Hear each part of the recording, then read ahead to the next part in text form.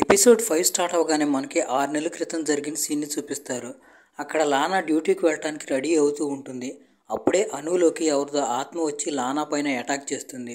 Cut చేస్తే మనకి 6 నెలల తర్వాత సీన్ని చూపిస్తారు. అక్కడ గ్రేసీ మధు రూమ్ డోర్ని ఓపెన్ చేస్తుంది. మధు కూడా కొంచెం తేడాగా అనిపిస్తుంది. తర్వాత సోహినికి మధు సంగతి తెలిసి మధుని తీసుకెళ్ళటానికి అక్కడికి వస్తుంది. అప్పుడు గ్రేసీ సోహినితో మాట్లాడుతూ హాస్టల్లో పైన 4 అమ్మాయిలు ఉంటారు, కానీ వాళ్ళు ఎప్పుడు హాస్టల్ వదిలి బయటకు వెళ్ళరు, అసలు ఏం జరుగుతుందో అర్థం కావట్లేదు అంటుంది. తర్వాత సోహిని మధుని అక్కడి నుండి తనతో పాటు తీసుకువెళ్తుంది. కాసేపటికి హకీం లానా దగ్గరికి వస్తాడు. లానా హకీంతో మాట్లాడుతూ ఆ అమ్మాయి ఎక్కడి నుండి వెళ్ళిపోయింది, ఇప్పుడు ఏం చేద్దాం అని అడుగుతుంది. దానికి హకీం సగం పని ఆల్రెడీ అయిపోయింది, మిగతా సగం పని ఆ అమ్మాయి ఈసారి తిరిగి వచ్చినప్పుడు మిగిలిన మందు కూడా తాగిచ్చు, ఆ తర్వాత ఏం చేయాలో నేను చూసుకుంటానని చెప్పి హకీం లానాని ఆ రూమ్లో ఉన్న ఆత్మ గురించి అడుగుతాడు. అప్పుడు లానా ఒక పేరు చెప్తుంది. ఆ పేరేంటో మనకు ముందు ముందు తెలుస్తుంది. అంటే దీని అర్థం లానాకి ఇక్కడ జరిగేది మొత్తం తెలుసని. ఇంకోవైపు సోహిని మధుని చాలా బాగా చూసుకుంటుంది. తేలు కుట్టిన చోట ప్లాస్టర్ కూడా వేస్తుంది. తర్వాత సోహిని గ్రేస్కి ఫోన్ చేసి ఆ 4 అమ్మాయిలు దేని గురించి అయితే ఆందోళన పడుతున్నారో వాళ్ళకి నేను హెల్ప్ చేయగలుగుతానని అంటుంది. ఆ రోజు రాత్రి సోహిని కూతురు నీలా తన రూమ్లో పడుకుంటుంది. అప్పుడే తనకి టక్ టక్ మన సౌండ్ వస్తుంది. దాంతో ఆమె తన రూమ్ డోర్ ఓపెన్ చేసి బయటికి వెళ్ళి చూస్తుంది. మధు భయంకరమైన పరిస్థితిలో అటు ఇటు తిరుగుతూ కనపడుతుంది. అది చూసి నీలా భయపడిపోయి తన రూమ్లోకి వెళ్ళి డోర్ క్లోజ్ చేసుకుంటుంది. తర్వాత రోజు ఉదయం సోహిని కూతురు లెగ్చేసరికి మధు నార్మల్గా కనపడుతుంది. చాలా బాగా మాట్లాడుతుంది. దాంతో సోహిని కూతురికి అసలు ఏం జరుగుతుందో అర్థం కాదు. ఇంకోవైపు సోహిని హాస్టల్కి వచ్చి ఆ 4 అమ్మాయిల గురించి పూర్తి డీటెయిల్స్ తెలుసుకుంటుంది. వాళ్ళు ఎక్కడి నుంచి వచ్చారు, ఏమేమి జాబులు చేస్తారని. తర్వాత సోహిని ఆ 4 అమ్మాయిల్ని మీరు అసలు ఎప్పుడు హాస్టల్ నుంచి బయటికి ఎందుకు వెళ్ళరని అడుగుతుంది. దానికి వాళ్ళ దగ్గర ఎలాంటి సమాధానం లేదు. మనకప్పుడే పాస్ట్లో జరిగిన ఒక సీన్ని చూపిస్తారు. రీమా ఒకరోజు హాస్టల్ నుండి బయటకు వెళదామని చెప్పి 2 అడుగులు వేస్తుంది. 2 అడుగులు వేసేసరికి రీమా పొట్టలో విపరీతమైన నొప్పి వస్తుంది. దాంతో ఆమె 1 అడుగు కూడా ముందుకు వేయలేకపోతుంది. ఇప్పుడు ప్రజెంట్లో సోహిని ఆ 4 అమ్మాయిల్ని తనతో పాటుగా హాస్టల్ గేట్ క్రాస్ చేసి బయటికి వెళదాం రమ్మంటుంది.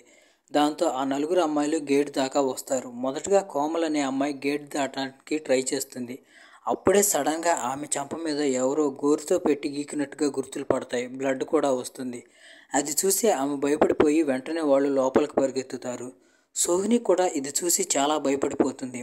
నిజానికి సోహిని దయ్యాల్ని భూతాల్ని నమ్మదు. వాళ్ళు దేని గురించో భయపడుతున్నారనుకుంటుంది సోహిని. ఇంకోవైపు మధు అరుణ్ దగ్గరికి వెళ్ళి మనిద్దరం విడిపోదామని అంటుంది. ఆ మాటలకి అరుణ్ అసలు ఒప్పుకోడు. నువ్వు లేకుండా నేను బతకలేనంటాడు. తర్వాత అరుణ్ మధుని కిస్ చేయడం స్టార్ట్ చేస్తాడు. అలా వాళ్ళిద్దరూ ఇంటిమేట్ అవుతారు. ఇంకోవైపు ఈలు హకీం దగ్గరికి వెళ్ళి లాస్ట్ టైం నీ దగ్గరికి ఒక అమ్మాయి వచ్చింది, తర్వాత ఆ అమ్మాయి డెడ్ బాడీగా దొరికింది, అంటే ఈ మర్డర్ నువ్వే చేసావని అంటుంది. ఇప్పుడు దాకా నువ్వు ఎంతమంది అమ్మాయిని చంపావని ఈలు హకీంని అడుగుతుంది. అయితే హకీం ఆ మాటలకేటికి సమాధానాలు చెప్పకుండా నీ కొడుకు జీవా ఏం చేస్తున్నాడు, నీ కొడుకు జీవా కూడా నా దగ్గర ఈ విద్య నేర్చుకున్నాడు, డబ్బుల కోసం వాడే నాకు అమ్మాయిని తెచ్చి అప్పచెప్పేవాడు అని అంటాడు. ఆ మాటలు విని ఈలుకు మైండ్ పోతుంది. ఇంకోవైపు మధు డ్యూటీకి వెళ్ళడానికి వెయిట్ చేస్తూ ఉంటుంది. అప్పుడే ఆమెకి దారిలో నకుల్ కనిపిస్తాడు. నకుల్ మధుకి లిఫ్ట్ ఇస్తాడు. మధు కారులో ఎక్కిన తర్వాత నకుల్ ఆ రోజు పెట్టుకున్న కిస్ గురించి మాట్లాడతాడు. మధుకి ఎందుకు అది నచ్చదు. తర్వాత మధు స్ట్రైట్గా పాయింట్కి వస్తూ ఆ రోజు పార్టీకి వచ్చినప్పుడు నేను అక్కడ నీ ఫ్రెండ్ని చూశాను, అతన్ని చూసి నేను భయపడిపోయాను, ఆ రోజే నాకు కన్ఫర్మ్ అయింది మీ ఫ్రెండ్స్ నువ్వే నన్ను అలా చేసిందని అంటుంది. ఆ మాటలు విని నకుల్కి విపరీతమైన కోపం వస్తుంది. నకుల్ కూడా నిజాన్ని రివీల్ చేస్తూ అవును నేను నా ఫ్రెండ్సే ఆ రోజు నీతో అలా చేసిందని అంటాడు. నిజానికి నకుల్కి మధు అంటే ఎప్పటి నుంచో ఇష్టం, కానీ మధు అతని ఫీలింగ్స్ని అర్థం చేసుకోకుండా కాలేజ్ టైంకి అరుణ్తో లవ్లో పడుతుంది. దాంతో నకుల్కి విపరీతమైన కోపం వస్తుంది. ఆ రోజు టైం చూసుకుని ఫేర్వెల్ పార్టీ రోజు నకుల్ తన ఫ్రెండ్స్తో కలిసి మధు పైన అత్యాచారం చేస్తాడు. నకుల్ సడన్గా మధుని ఒక నిర్మానుష్యంగా ఉన్న ప్లేస్లోకి లాక్కెళ్తాడు. పాపం మధు కూడా ఏం చేయలేకపోతుంది. తర్వాత నకుల్ తన 2 ఫ్రెండ్స్ని పిలుస్తాడు. సడన్గా అప్పుడే బలమైన గాలి వీయటం మొదలవుతుంది. ఆ గాలి రావడంతోనే సడన్గా మధు ఒక్కసారిగా మాయమైపోతుంది. 3 ఫ్రెండ్స్ విడివిడిగా మధు కోసం వెతుకుతూ ఉంటారు. సడన్గా అప్పుడే మధులోకి ఆత్మ వస్తుంది. మధు నకుల్ 2 ఫ్రెండ్స్ని దారుణంగా చంపేస్తుంది. మధు గొంతు విని నకుల్ అక్కడి నుండి పారిపోతాడు. ఇంకోవైపు స్టేషన్లో ఈలుని వాళ్ళ సుపీరియర్ పిలిచి నీ కొడుకు గురించి తెలిసింది, ఒక చోట డెడ్ బాడీ దొరికింది, ఆ డెడ్ బాడీ పూర్తిగా కాలిపోయింది, అది నీ కొడుకుదే, ఆ డెడ్ బాడీ తీసుకువెళ్ళటానికి అక్కడికి ఎవరూ రాకపోవడంతో వాళ్లే ఆ డెడ్ బాడీని తగలబెట్టారు, ఇదిగో ఈ రిపోర్ట్ చూస్తే తెలుస్తుంది అతను నీ కొడుకు జీవాయేనని అంటాడు. ఆ రిపోర్ట్ చూసి ఈలు విపరీతంగా ఏడుస్తుంది. 6 నెలల నుంచి నా కొడుకు కనపట్లేదు. ఇప్పుడు సడన్గా ఎవరో నా కొడుకుని చంపేశారు. నా కొడుకుని ఎవరు చంపేశారని ఆలోచిస్తూ ఉంటుంది. ఇక్కడతో ఎపిసోడ్ 5 ఎండ్ అయిపోతుంది. ఎపిసోడ్ 6 స్టార్ట్ అవగానే లానా మిగతా అమ్మాయిలు ఒకే చోట కూర్చొని ఉంటారు. అప్పుడే మధు పెద్దగా అరుస్తూ వాళ్ళ వైపు వస్తూ ఉంటుంది. మధు చూడటానికి భయంకరంగా ఉంటుంది. మధుని చూసి వాళ్ళంతా భయపడిపోతారు. మధు వాళ్ళ వైపు వస్తూ ఉండటంతో వాళ్ళు వాళ్ళని కాపాడుకోవడానికి డోర్ వేసుకుంటారు. ఇంకోవైపు ఈలుని ఓదార్చడానికి ఈలు ఇంటికి గ్రేస్ వస్తుంది. అప్పుడు ఈలు గ్రేస్తో మాట్లాడుతూ, నేను జీవాని ఆఖరిసారి డిసెంబర్ 31వ తారీఖున చూశాను. ఆ తర్వాత అతను కనిపించలేదు. అతన్ని ఎవరో చంపేశారు. అతన్ని ఎవరు చంపారో వాళ్ళని పట్టుకొని నేను వాళ్ళ మీద పగ తీర్చుకుంటాను. డిసెంబర్ 31 తర్వాత నా కొడుకు కనిపించలేదంటే ఆ రోజు రాత్రే అతనికి ఏదో జరిగి ఉంటుందని అంటుంది. ఆ మాటలు విని గ్రేసీ ఈలుని తిడుతూ, నీ వల్లే ఇదంతా జరిగింది. నువ్వెప్పుడూ వాడితో ప్రేమగా మాట్లాడలేదు. అందుకే నిన్ను వదిలిపెట్టి వాడు వెళ్ళిపోయాడని అంటుంది. ఆ మాటలు విని ఈలుకి విపరీతమైన కోపం వచ్చి దగ్గరలో ఉన్న వస్తువును ఒకదాన్ని అందుకొని గ్రేసీ వైపు విసురుతుంది. గ్రేసీ అక్కడి నుండి వెళ్ళిపోతుంది. తర్వాత రోజు ఉదయం మధుకి స్పృహ వస్తుంది. అయితే నిన్నేం జరిగిందో ఆమెకేమీ గుర్తుండదు. తర్వాత మధు అరుణ్ని పిలిచి, ఆ రోజు కాలేజీలో ముగ్గురు నా మీద అత్యాచారం చేశారు కదా, నేను వాళ్ళ ముగ్గురిని చంపేశానని చెప్తుంది. ఆ మాటలు విని అరుణ్ షాక్ అయిపోతాడు. నాతో అలా చేసింది నకులేనని అంటుంది. ఆ మాటలకి అరుణ్ నకులైతే ఇంకా బతికే ఉన్నాడు. నువ్వు కనిపించలేదని నేను బెల్లాకి ఫోన్ చేశాను. ఆ కాల్ లిఫ్ట్ చేసింది నకులేనంటాడు. తర్వాత మధు తన రూమ్కి వెళ్తున్నప్పుడు ఆమెకి రేమా కలుస్తుంది. రేమా మధుని నీ ఒంటి మీదకి ఆ గాయాలు ఎలా వచ్చాయని అడుగుతుంది. దానికి మధు అసలేం జరుగుతుందో నాకు అర్థం కావట్లేదు, ఏదేదో జరుగుతుంది నాకు తెలియకుండా అంటుంది. దానికి రేమా, నాకు ఒక అతను తెలుసు, అతను నీకు హెల్ప్ చేస్తాడు, అతని దగ్గరికి వెళదాం పదా అంటుంది. దానికి మధు కూడా ఒప్పుకుంటుంది. ఇంకోవైపు ఈలు తన కొడుకు కేసు మీద పనిచేస్తూ ఉంటుంది. అప్పుడే ఆమెకు ఒక ఫైల్ కనిపిస్తుంది. ఆ ఫైల్లో ఎమ్మెల్యే తమ్ముడు చాలా రోజుల నుంచి కనిపించకుండా పోయాడని ఉంటుంది. ఆ ఫోటో చూడగానే ఈలు జ్ఞాపకం వస్తుంది, అతన్ని హకీం దగ్గర చూశానని. ఇంకోవైపు సోహిని నిక్కీ వాళ్ళ ఫ్యామిలీ మెంబర్స్ని పిలిచి వాళ్ళతో మాట్లాడుతుంది. అలాగే ఆమె పెద్ద డాక్టర్తో మాట్లాడుతుంది. ఎలాగైనా నిక్కీకి ట్రీట్మెంట్ చేసి ఆమె బ్రెయిన్ నార్మల్ అయ్యేలా చేయాలనుకుంటుంది. తర్వాత సోహిని నిక్కీకి స్పృహతో అయ్యేలా చేసి వాళ్ళ ఫ్యామిలీ మెంబర్స్తో కలిసి నిక్కీని ఒక హాస్పిటల్కి తీసుకువెళుతుంది. విచిత్రంగా ఈసారి నిక్కీకి ఏం కాదు. ఇంకోవైపు మధు రీమా ఇచ్చిన అడ్రస్ పట్టుకొని హకీంని కలవటానికి హకీం దగ్గరికి వెళుతుంది. హకీం మధుని చూసి నీ ప్రాబ్లం ఏంటని అడుగుతాడు. మధు చెప్పడం స్టార్ట్ చేస్తుంది. తర్వాత హకీం మధు స్పృహపోయేలా చేస్తాడు. ఇంకోవైపు హకీం మధుని బలివ్వడానికి తాంత్రిక పూజలు చేస్తూ ఉంటాడు. అప్పుడే ఈలు పోలీసులను తీసుకుని అక్కడికి వస్తుంది, కనిపించకుండా పోయిన ఎమ్మెల్యే తమ్ముడిని వెతకడానికి. దాంతో హకీం సైలెంట్ అయిపోతాడు. పోలీసులు అంతా వెతికినా కానీ వాళ్ళకి ఎమ్మెల్యే తమ్ముడు ఎక్కడా కనిపించడు. అప్పుడు వాళ్ళు వెనతిరిగి వెళ్ళిపోతూ ఉంటారు.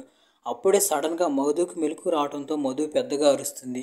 హకీం మధుని పట్టుకుంటాడు. ఆ అరుపు వినబడిన వైపు ఫాలో అవుతూ వెళ్ళిన ఈలుకి అక్కడ ఒక చిన్న డోర్ కనిపిస్తుంది. ఆ డోర్ ఓపెన్ చేసి చూస్తే హకీం బలివ్వటానికి ఎవరో అమ్మాయిని రెడీ చేసినట్టుగా కనిపిస్తుంది. దాంతో ఈలు మిగతా పోలీసులను పిలిచి హకీం దొరికాడని చెప్తుంది. మధుని అక్కడి నుండి వెళ్ళిపోనిస్తుంది. అప్పుడు హకీం కోపంగా ఈలు వైపు చూస్తూ, ఒకవేళ నీకు కానీ నీ కొడుకును కలుసుకోవాలని ఉంటే నువ్వు నా దగ్గరికి రావాల్సిందే అని చెప్పి వేరే దారి గుండా అక్కడి నుండి పారిపోతాడు. ఇంకోవైపు ఇక్కడ హాస్పిటల్లో నిక్కీకి టెస్టులు చేస్తూ ఉంటారు. అప్పుడే సడన్గా మిషన్ పాడైపోతుంది. ఆ మిషన్లో ఇరుక్కుని నిక్కీ దారుణంగా చచ్చిపోతుంది. అది చూసి సోహిని ఫీజులు ఎగిరిపోతాయి. విషయం హాస్టల్లో ఉన్న లానాకి మిగతా అమ్మాయిలకు తెలిసినప్పుడు వాళ్ళు విపరీతంగా ఏడుస్తారు. ఇక్కడ నుంచి బయటకు వెళ్ళటం అంటూ జరిగితే చచ్చిపోవడమేనని వాళ్ళకి అర్థమవుతుంది. ఇంకోవైపు పోలీసులు మధుని ట్రీట్మెంట్ కోసం హాస్పిటల్లో జాయిన్ చేస్తారు. అప్పుడే మధు దగ్గరికి అరుణ్ వచ్చి, 2 అబ్బాయిలు చచ్చిపోయారని న్యూస్లో చూపిస్తున్నారు, అంటే దీని అర్థం నువ్వు ఆ 2ని చంపేశావు, నేను ఆ నకుల్ని వదలనంటాడు. అప్పుడు మధు అరుణ్కి నచ్చ చెప్తూ, ఇప్పుడు నువ్వు నకుల్ని ఏం చేయొద్దు, అతని సంగతి తర్వాత చూసుకుందాం అంటుంది. అప్పుడే మధుని చూడటానికి బెల్లా వస్తుంది. దాంతో అరుణ్ సిగరెట్ తాగటానికి కిందకు వెళ్ళిపోతాడు. అప్పుడే అక్కడికి నకుల్ వస్తాడు. నకుల్ని చూసి అరుణ్కి విపరీతమైన కోపం వస్తుంది. మధుని ఆ రోజు రాత్రి అలా చేసింది నువ్వేనని చెప్పి అరుణ్ నకుల్ని కొడతాడు. నకుల్ కూడా అరుణ్ని కొడతాడు. తర్వాత అరుణ్ నీ గురించి పోలీసులకు చెప్తానని చెప్పి నకుల్ని బెదిరిస్తాడు. అయితే నకుల్ చెప్పు, నేను కూడా చెప్తాను, నిన్న నీ లవర్ నా 2 ఫ్రెండ్స్ని చంపేసిందని అంటాడు. దాంతో అరుణ్ సైలెంట్ అయిపోతాడు. అప్పుడే బెల్లా నకుల్ దగ్గరికి వచ్చి, మనం వెళుతూ మధు వాళ్ళని వాళ్ళ రూమ్ దగ్గర వదిలిపెడదాం అంటుంది. దాంతో మధు వాళ్ళు కూడా వెళ్ళి బెల్లా వాళ్ళ కారులో కూర్చుంటారు. తర్వాత వాళ్ళ రూమ్ దగ్గర వదిలిపెడతారు. అప్పుడు మధు వెళుతూ బెల్లాతో, ఆ రోజు రాత్రి నాతో అలా బిహేవ్ చేసింది నకులే అని కన్ఫామ్ అయిందని అంటుంది. అయితే బెల్లా ఆ మాటలను పెద్దగా పట్టించుకో. ఇంకోవైపు సోహిని గ్రేసీకి ఫోన్ చేసి, నేను ఆ 3 అమ్మాయిని మళ్ళీ కలుసుకోవాలి, నిజం తెలుసుకోవటానికి అని అంటుంది. దానికి గ్రేసీ ఎప్పుడైతే నిక్కీ చచ్చిపోయిందో అప్పటి నుంచి వాళ్ళ ఫ్యామిలీ వాళ్ళు నా మీద కోపంగా ఉన్నారు. అలాగే హాస్టల్ క్లోజ్ చేయమని చెప్పి నోటీసులు ఇచ్చారు. ఇంకా నేనేం చేయలేనని అంటుంది. ఇంకోవైపు ఈలుతో పాటు ఉండే కానిస్టేబుల్ ఈలుకి జీవాది లాస్ట్ లొకేషన్ చెప్తాడు. అది గ్రేసీ హాస్టల్ది. ఆ మాటలు విని ఈలు షాక్ అవుతుంది. ఇంకోవైపు గ్రేస్ లానా మిగతా అమ్మాయిల దగ్గరికి వచ్చి, మీరు ఎలాగైనా కానీ ఇక్కడి నుంచి వెళ్లాల్సిందే. ఇక్కడి నుంచి వెళ్ళబోయే ముందు నాకు విషయం చెప్పండి. మీరు ఎప్పుడు ఇక్కడ నుండి ఎందుకు వెళ్ళరో నాకు నిజం చెప్పండి అని అంటుంది. ఎపిసోడ్ 6 స్టార్ట్ అవగానే మనకి 6 నెలల క్రితం జరిగిన సీన్ చూపిస్తారు. అక్కడ జీవా హాస్టల్లో పెయింట్ వేస్తూ ఉంటాడు. పెయింట్ వేస్తే డబ్బులు ఇస్తానని చెప్పి గ్రేసీ చెప్తుంది. పెయింట్ వేస్తున్నప్పుడే జీవా చేతికి దెబ్బ తగులుతుంది. అను వచ్చి జీవా చేతికి కట్టుకడుతుంది. జీవా అక్కడ నుండి వెళుతున్నప్పుడు అతని జేబులో నుండి లైటర్ పడిపోతుంది. ఆ లైటర్ అమ్మాయిలకి దొరుకుతుంది. ఆ లైటర్ చూసిన వాళ్ళకి అర్థమయ్యే విషయం ఏంటంటే రోజు వాళ్ళ మీద లైట్ వేస్తుంది జీవానేనని అర్థమవుతుంది. తర్వాత వాళ్ళు జీవాను తిడుతూ అమ్మాయిని ఏడిపించడానికి సిగ్గులేదా అని జీవాను కొట్టి అక్కడి నుండి పంపించేస్తారు. అప్పుడే మనకు అర్థమయ్యే విషయం ఏంటంటే తొందరలోనే అను తన కొత్త ఫ్లాట్కి వెళ్ళబోతుందని. తర్వాత రోజు న్యూ ఇయర్. అప్పుడు అను తన మిగతా ఫ్రెండ్స్తో మాట్లాడుతూ, మీరు కూడా నాతో ఫ్లాట్కి రండి, అక్కడ మనం పార్టీ చేసుకుందాం, తర్వాత మీరు తిరిగి వచ్చేయచ్చు అంటుంది. దాంతో అమ్మాయిలందరూ కలిసి ఆ ఫ్లాట్కి వెళ్ళి అక్కడ పార్టీ చేసుకుంటూ ఉంటారు. లానా కోమల్ ఫుడ్ తేయడానికి బయటకు వెళ్తారు. అయితే అప్పుడే కొంతమంది అబ్బాయిలు వాళ్ళిద్దరిని ఏడిపిస్తారు. వాళ్ళు ఏమీ పట్టించుకోకుండా సైలెంట్గా అక్కడ నుండి అను ఫ్లాట్కి వచ్చేస్తారు. అప్పుడే రేమాకి తెలుస్తుంది అను ఉండే ఫ్లాట్ ఎదురుగానే అను బాయ్ ఫ్రెండ్ అమిత్ కూడా ఉంటున్నాడు. అతని కోసమే అను ఇక్కడికి వచ్చింది. అను ఇక్కడికి వచ్చిన విషయం అమిత్కి తెలియని కూడా తెలియదు. తర్వాత రేమా అనుతో మాట్లాడుతూ, నాకెందుకు అమిత్ అంత కరెక్ట్ అనిపించట్లేదు అంటుంది. అప్పుడే అక్కడికి లానా కోమల్ వస్తారు. వాళ్ళప్పుడు పార్టీ చేసుకోవడం స్టార్ట్ చేస్తారు. అప్పుడే సడన్గా డోర్ మీద ఎవరో నాక్ చేస్తారు. డోర్ ఓపెన్ చేసి చూస్తే కోమల్ వాళ్ళని ఏడిపించిన అబ్బాయిలు అక్కడికి వచ్చి ఉంటారు. వాళ్ళలో ఫ్లాట్ ఓనర్ కొడుకు కూడా ఉంటాడు. వాళ్ళు మమ్మల్ని కూడా పార్టీలోకి రానివ్వండి అంటారు. అయితే లానా దానికి ఒప్పుకోదు. తర్వాత వాళ్ళు వాళ్ళని ఏడిపిస్తూ, అయితే ఈ పొట్టిదాని రేట్ ఎంత అని అంటారు. దానికి వాళ్ళు ఏం మాట్లాడుతున్నారు, పిచ్చి పిచ్చిగా ఉందా అని అంటారు. దానికి మళ్ళీ వాళ్ళు కోమల్ వైపు చూపిస్తూ ఈ పొట్టిదాని రేట్ ఎంత అని ఒక సీక్రెట్ రివీల్ చేస్తారు. అదేంటంటే కోమల్ ప్రాస్టిట్యూషన్ చేస్తుందని. అది విని అందరికీ షాక్ అవుతుంది. ఆ గొడవ విని అప్పుడే హౌస్ ఓనర్ అక్కడికి వస్తాడు. హౌస్ ఓనర్ కొడుకు హౌస్ ఓనర్తో చెప్తూ, ఈ అమ్మాయిలందరూ కలిసి ఇక్కడ బిజినెస్ చేస్తున్నారని అంటాడు. దాంతో హౌస్ ఓనర్ వాళ్ళని అక్కడి నుంచి గెంటేస్తారు. మిగతా అమ్మాయిలు హాస్టల్కి వెళ్ళిపోతారు. అయితే అను అమిత్తో న్యూ ఇయర్ సెలబ్రేట్ చేసుకుందామని అక్కడే ఆగిపోతుంది. తర్వాత అను అమిత్ని అక్కడికి పిలుస్తుంది. అయితే అమిత్ అక్కడికి రావడంతోనే అను మీద కోపపడతాడు. ఎందుకంటే సొసైటీలో జరిగిన ఇష్యూ గురించి అతనికి తెలుస్తుంది. తర్వాత అమిత్ అను మీద కోపడుతూ, నీతో నేను ఇలా ఓపెన్గా తిరగలేనని అంటాడు. అప్పుడే అను కంట్లో అమిత్ చేతుకున్న ఉంగరం మీద పడుతుంది. ఆమెకు విషయం అంతా అర్థం అవుతుంది. అంటే ఈ రోజే అమిత్కి ఎంగేజ్మెంట్ కూడా అయిందనమాట. ఇక నేను నీతో కలిసి ఉండలేనని అమిత్ డైరెక్ట్గా అనుతో చెప్పేస్తాడు. ఆ మాటలు విని అను గుండె 1000 ముక్కలవుతుంది. ఏడ్చుకుంటూ అను అక్కడి నుంచి హాస్టల్కి వస్తూ ఉంటుంది. అప్పుడే వెనక నుండి అను పైన ఎవరో పదే రెడ్ లైట్ వేస్తూ ఉంటారు. ఆ లైట్ వేసేది ఎవరో కాదు, జీవా. అప్పటికే జీవా ఫుల్గా డ్రింక్ కొట్టుంటాడు. జీవా కేవలం అనుతో గొడవ పెట్టుకోవడానికి అక్కడికి వస్తాడు. అసలే చిరాకులో ఉన్న అను జీవా మీద కోపడుతూ, నువ్వు ఒక బాబుకే పుట్టుంటే లోపలికి రారా, నీకు కావాల్సింది నీకు ఇస్తానని అంటుంది. ఆ మాటలని అను తన ఫ్రెండ్స్ దగ్గరికి వెళ్ళిపోతుంది. అప్పుడే జీవా కూడా పైకి వస్తాడు. తర్వాత జీవా పైకి వచ్చి అనుని కిస్ చేస్తూ ఉంటాడు. అది చూసి మిగతా అమ్మాయిలందరూ వచ్చి జీవా మీద అటాక్ చేస్తారు. అయితే జీవా ఒక్కడే వాళ్ళందరి మీద కలబడుతూ పిచ్చి తిట్లు తిడుతూ ఉంటాడు. అప్పుడే రేమా వైన్ బాటిల్ని జీవా మీదకి విసురుతుంది. అది వాళ్ళు పార్టీ కోసం తెచ్చుకుంటారు. తర్వాత నిక్కి అక్కడే ఉన్న ఒక ఫైర్ స్టిక్ని తీసుకొచ్చి జీవాని కొడుతుంది. దాంతో మంటలు అంటుకుని అతను కాలిపోతాడు. వాళ్ళు మంటలు ఆపడానికి ట్రై చేస్తారు, కానీ అప్పటికే ఎక్కువగా కాలిపోవడంతో జీవా చచ్చిపోతాడు. ఇంకోవైపు అప్పుడే ఈలు గ్రేస్ పార్టీ ఫినిష్ చేసుకుని అక్కడికి వస్తూ ఉంటారు. దాంతో అమ్మాయిలు భయపడిపోయి జీవా డెడ్ బాడీని 333 రూమ్లోకి తీసుకెళ్ళి ఒక బాక్స్లో పెడతారు. పైన ఎవరెవరు అమ్మాయిలు పార్టీ చేసుకుంటున్నారో చూడటానికని గ్రేస్ వాళ్ళు పైకి వస్తారు. బాక్స్లో పెట్టే టైంకి జీవాకి కొంచెం ఊపిరి ఉంటుంది, కానీ ఈలు వాళ్ళకి ఈ విషయం తెలుస్తుందేమో అని చెప్పి ఆ అమ్మాయిలు తెలిసిరాకని సైలెంట్గా బాక్స్లో పెడతారు. బాక్స్లో పెట్టడం వల్ల జీవా ప్రాణాలు పోతాయి. ఈలు గ్రేస్ అక్కడి నుంచి చూసి వెళ్ళిపోయిన తర్వాత వాళ్ళు జీవా డెడ్ బాడీని తీసుకెళ్ళి పక్కనే ఉన్న ఒక కాలలో వేస్తారు. అంటే ఆ రూమ్లో పగతో రగిలిపోతున్న ఆత్మ వేరెవరిదో కాదు, జీవాదనమాట. ఇప్పుడు ప్రజెంట్లో ఈలు డైరెక్ట్గా వెళ్ళి హకీంతో కలిసి నేను నా కొడుకుతో మాట్లాడాలని అంటుంది. ఇక్కడతో ఎపిసోడ్ 7 ఎండ్ అయిపోతుంది. ఇప్పుడు ఎపిసోడ్ 8 స్టార్ట్ అవగానే మనకి పాస్ట్లో జరిగిన సీన్ని చూపిస్తారు. అను ఎక్కడికో వెళుతూ ఉంటుంది. అనును వదిలిపెట్టడానికి గ్రేసీ వస్తుంది. అయితే సడన్గా అనుకి జీవా కనిపించడంతో భయపడి కారులో నుండి దిగి పరిగెత్తుతుంది. అప్పుడే ఒక ట్రక్ వచ్చి గుద్దటంతో అను అక్కడికక్కడే చనిపోతుంది. ఇంకోవైపు ఇక్కడ మధు అరుణ్తో కలిసి ఉంటుంది. సడన్గా రాత్రి మధు లేచి ఎక్కడికో వెళ్ళబోతూ ఉంటుంది. అరుణ్ మధుని ఆపడానికి ట్రై చేస్తాడు. అయితే మధు అరుణ్ని కొట్టి అక్కడి నుండి వెళ్ళిపోతుంది. ఎందుకంటే అప్పటికే మధులో జీవ ఆత్మ ఉంటుంది. ఇంకోవైపు ఇక్కడ హాస్టల్ క్లోజ్ చేసే రోజు. దాంతో ఈ అమ్మాయిలు కూడా బయటికి వెళ్ళిపోదాం అనుకుంటారు. అందరికంటే ముందు లానా కాల్ బయట పెట్టబోతూ ఉంటుంది. అప్పుడే సడన్గా రేమా పొట్టలో నొప్పి స్టార్ట్ అవుతుంది. అంటే ఆమె డెలివరీ టైం దగ్గర పడింది అనమాట. దాంతో మిగతా అమ్మాయిలు ఆమెను లోపలికి తీసుకువెళ్తారు. అప్పటికీ హాస్టల్లో ఇంకొంతమంది అమ్మాయిలు ఉంటారు. వాళ్ళు వీళ్ళకి హెల్ప్ చేస్తారు. అప్పుడే సడన్గా మధు అక్కడికి వస్తుంది. మధు రావడంతోనే కొంతమంది అమ్మాయిల మీద అటాక్ చేస్తుంది. అయితే గ్రేసీ వాచ్మెన్ కలిసి మధుని పట్టుకుని బెడ్కి కట్టేస్తారు. అప్పుడే లానా హకీంకి ఫోన్ చేసి ఆ అమ్మాయి తిరిగి మళ్ళీ హాస్టల్కి వచ్చింది, మమ్మల్ని ఎలాగైనా కానీ కాపాడని అంటుంది. దానికి హకీం, నేను నీకు ఇచ్చిన మందు ఉంది కదా, ఆ మందు మొత్తాన్ని ఎలాగైనా కానీ ఆ అమ్మాయితో తాగించని. ఇంకోవైపు కోమల్ వాళ్ళు ఎలాగోలా ధైర్యం చేసి వచ్చి మధుకి ఆ మందు తాగిచ్చి అక్కడ నుండి పారిపోతారు. ఇంకోవైపు గ్రేసీ రీమా కోసం అంబులెన్స్ బుక్ చేయడానికి ట్రై చేస్తూ ఉంటుంది. ఎవరూ ఆమెకి హెల్ప్ చేయడానికి రారు. మందు తాగిచ్చిన తర్వాత మధు తన పాస్ట్ గుర్తు చేసుకుంటూ ఉంటుంది. జీవా మధు మీద పూర్తి కంట్రోల్ తీసుకోవడానికి ట్రై చేస్తూ ఉంటాడు, కానీ మధు పాసిబుల్ కానివ్వదు. ఇంకోవైపు లానా కోమల్ కలిసి రీమాకి డెలివరీలో హెల్ప్ చేస్తూ ఉంటారు. ఎందుకంటే వాళ్ళకి హెల్ప్ చేయడానికి ఎవరో రారు. సడన్ గా అప్పుడే అక్కడికి ఈలు వచ్చి గ్రేసీని తిట్టడం స్టార్ట్ చేస్తుంది. నా కొడుకు ఏం జరిగిందో నీకు తెలుసు, అయినా కానీ నువ్వు నాకు చెప్పకుండా దాచిపెట్టావు అంటుంది. దానికి గ్రేస్, ఈ రోజే నాకు తెలిసిందని అంటుంది. తర్వాత ఈలు తన కొడుకుతో మాట్లాడటానికి డైరెక్ట్ గా జీవా దగ్గరికి వెళ్తుంది. ఇంకోవైపు హకీం కూడా ఈలు కారులో దాక్కుని హాస్టల్ దాకా వస్తాడు. తర్వాత అతను హాస్టల్లోకి వెళ్తున్నప్పుడు గ్రేస్ హకీంని చూసి అతని మీద కోపడుతూ ఇదంతా నువ్వే చేసావని చెప్పి అతనితో గొడవ పడుతుంది. అయితే హకీం రివర్స్లో గ్రేస్నే కొట్టి పైనుంచి కింద పడేస్తాడు. దాంతో ఆమె చచ్చిపోతుంది. ఇంకోవైపు రీమా ఇక్కడ ఒక ఆడపిల్లకి జన్మనిస్తుంది. అది చూసి మిగతా వాళ్ళు సంతోషపడతారు. ఇంకోవైపు జీవా మధు మీద పూర్తిగా కంట్రోల్ సాధిస్తాడు. దాంతో అతని శక్తి హాస్టల్ మొత్తం వ్యాపిస్తుంది. ఆ ధాటికి ఈలు వెళ్ళి ఒక కర్ర మీద పడి ఆమె చచ్చిపోతుంది. ఇంకోవైపు చచ్చిపోయిన ఈలుని చూసి మధుకి అసలేమీ అర్థం కాదు. అప్పుడే హకీం పైకి వస్తూ ఉంటాడు. అతను పగ తీర్చుకోవాలని రగిలిపోతూ ఉంటాడు.